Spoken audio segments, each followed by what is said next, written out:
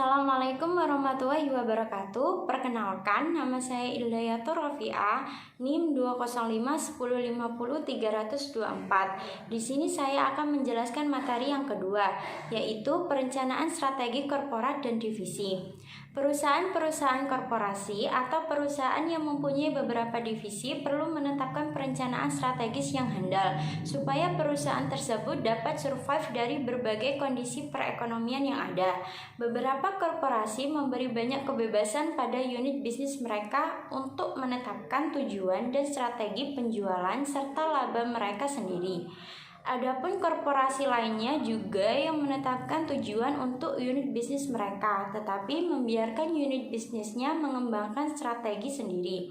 Serta ada korporasi lain yang menentukan tujuan dan berpartisipasi dalam mengembangkan strategi unit bisnis individu. Semua kantor pusat korporat melaksanakan 4 kegiatan perencanaan, yaitu yang pertama, mendefinisikan misi korporat. Yang kedua, menentukan unit-unit bisnis strategis atau SBU Strategic Business Units. Yang ketiga, menugaskan sumber daya pada setiap SBU. Yang keempat, menilai peluang pertumbuhan.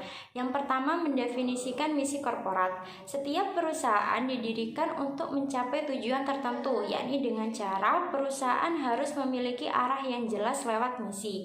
Untuk mendefinisikan misinya, perusahaan harus mampu menjawab beberapa pertanyaan, seperti apa bisnis kita, siapa pelanggannya, dan apa nilai pelanggannya, serta bagaimana seharusnya bisnis kita nanti.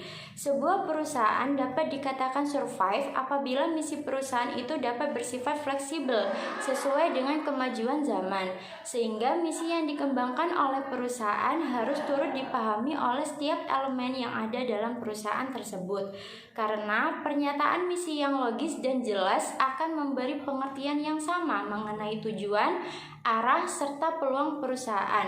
Pernyataan misi yang baik memiliki 5 karakteristik utama, yaitu yang pertama, memfokuskan diri pada jumlah tujuan yang terbatas.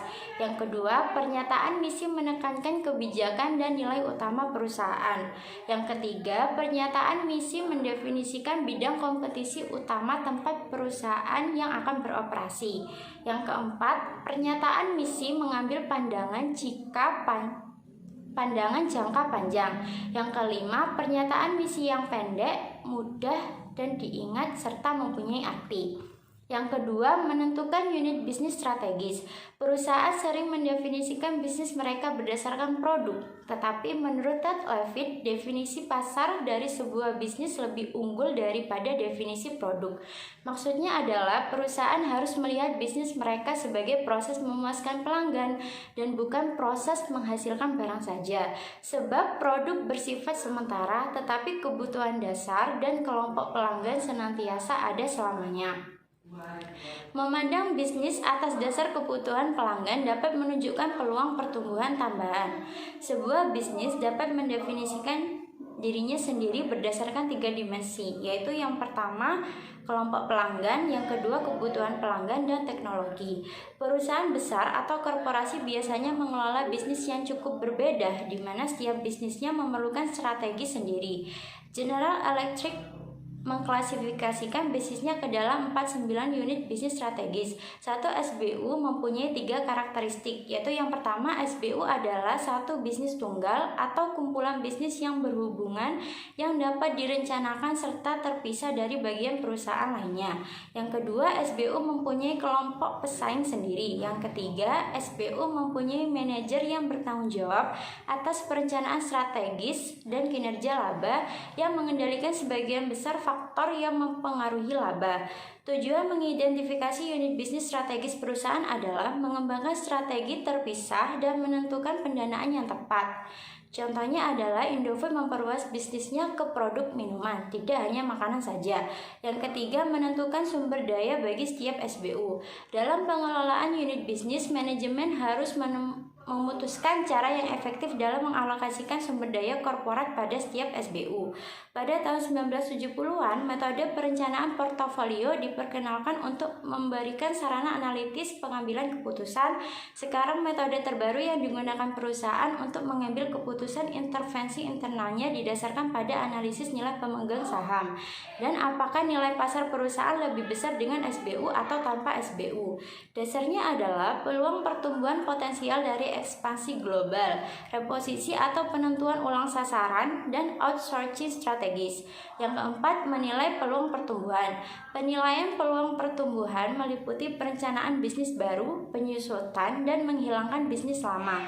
Jika ada kesenjangan antara penjualan yang diinginkan di masa depan dengan penjualan yang diproyeksikan, maka manajemen korporat harus mengembangkan atau mengakuisisi bisnis baru untuk mengisinya.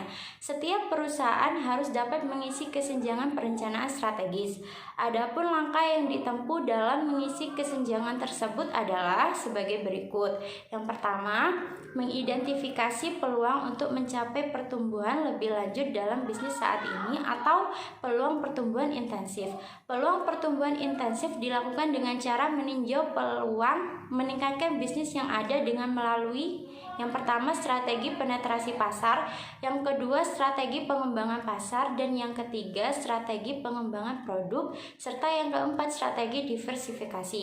Yang kedua mengidentifikasi peluang untuk membangun atau mengakuisisi bisnis yang berhubungan dengan bisnis lama atau peluang pertumbuhan integratif. Pertumbuhan integratif ini sebuah bisnis dapat meningkatkan penjualan dan laba melalui integrasi ke belakang, ke depan, dan horizontal di dalam industrinya.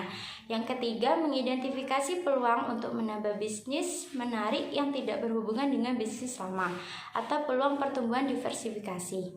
Nah, pertumbuhan diversifikasi dapat ditempuh oleh perusahaan apabila terdapat peluang bisnis yang menarik serta perusahaan memiliki bauran kekuatan bisnis yang memadai untuk berhasil. Yang kelima adalah organisasi dan budaya organisasi. Perusahaan terdiri dari struktur, kebijakan, dan budaya korporatnya yang semuanya dapat tidak berfungsi dalam lingkungan bisnis yang berubah dengan cepat. Manajer dapat mengubah struktur dan kebijakan meskipun sulit, namun budaya perusahaan sangat sulit diubah. Sehingga penyesuaian budaya perusahaan sering menjadi kunci bagi keberhasilan penerapan strategi baru. Dan yang terakhir adalah inovasi pemasaran. Inovasi dalam pemasaran adalah hal yang sangat penting. Jam Associates, sebuah perusahaan strategi inovatif, menawarkan 5 strategi kunci untuk mengelola perubahan dalam sebuah organisasi. Di antaranya yaitu yang pertama, menghindari judul inovasi. Memilih satu nama untuk tim inovasi yang tidak akan mengesampingkan rekan kerja. Yang kedua, menggunakan sistem pertemanan. Menemukan kolaborator dengan memikirkan yang ada di dalam organisasi.